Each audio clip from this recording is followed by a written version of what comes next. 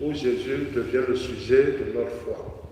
Et Jésus à Bethsaïde, avec la rencontre de cet aveugle, nous montre ce chemin qui est si pratique pour recevoir la grâce. Et donc, Jésus à cette rencontre ne réalise pas le miracle dans la ville, mais il fait sortir l'aveugle hors de la ville pour le guérir. Et donc ce cheminement, Jésus et l'aveugle, est un processus. Jésus réclame quelque chose pour cet aveugle. Il veut que, pour que ce miracle se réalise, qu'il y ait une atmosphère ou un climat de recueillement. Un climat de recueillement vrai. Rappelez-vous, devant le temps, c'est ce même Jésus qui a faussé le comptoir des vendeurs. C'est lui qui les a chassés. Et c'est dans ce même esprit, pour réclamer un climat de recueillement, une relation vraie avec Dieu dans le temps. Et c'est ce qu'il initie pour nous, pour voir le cheminement qui nous accompagne, la réception de la grâce. Et donc Jésus, dans cette première étape de la guérison de l'aveugle, elle veut que nous puissions comprendre que ce cheminement, en fait, c'est là qui rit avec la grâce. Et vice-versa, la grâce aussi qui chemine avec l'âme, surtout celui qui en a besoin, celui qui a besoin de Dieu. Et c'est là qu'il va prendre en deuxième étape sa salive pour poser sur les yeux de l'aveugle. Mais pourquoi la salive? On sait que tout être humain, pour avoir une bonne digestion, il faudrait que sa bouche soit salivée. Celui qui n'a pas de salive ne peut pas digérer l'aliment. Voilà. Il faut manger, mastiquer. Et c'est la salive qui permet le transit juste à l'estomac. Ça, on n'a pas besoin d'un médecin pour connaître. Jésus se sert de sa salive pour guérir cet aveugle. La salive devient un symbole.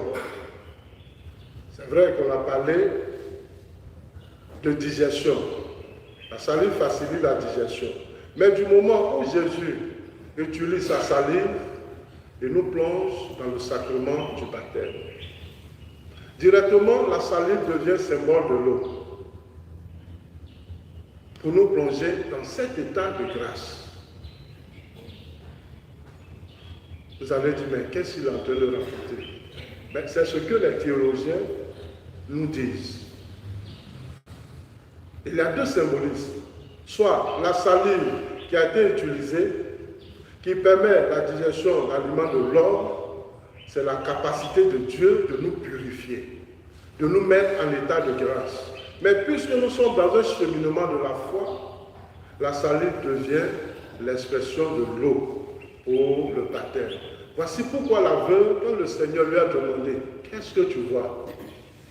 Il voit fou, quelqu'un qui vient le voir en premier ou bien qui est passé par l'anesthésie, et il voit les arbres, mais il ressemble à des arbres qui marchent. Un arbre ne marche pas. Ça veut dire qu'il n'est pas encore bien initié.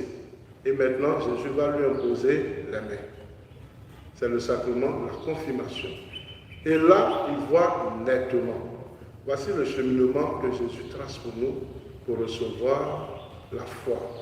Chers frères et sœurs, je vous ai dit, celui qui démarre une voiture n'est pas un chauffeur, c'est un démarreur. Et les chauffeurs, quand ils connaissent le code de route, quand il connaît le code de route, il peut rouler sa voiture. Celui qui a une Bible n'est pas un théologien. Celui qui sait lire la Bible n'est pas un théologien. Mais celui qui connaît les codes de la Bible est un théologien.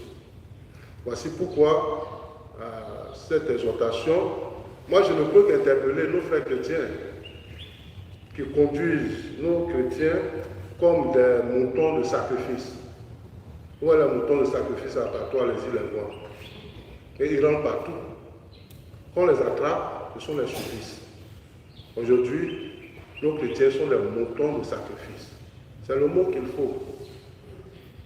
Parce que des gens qui ne connaissent même pas les codes de la Bible, les suivez.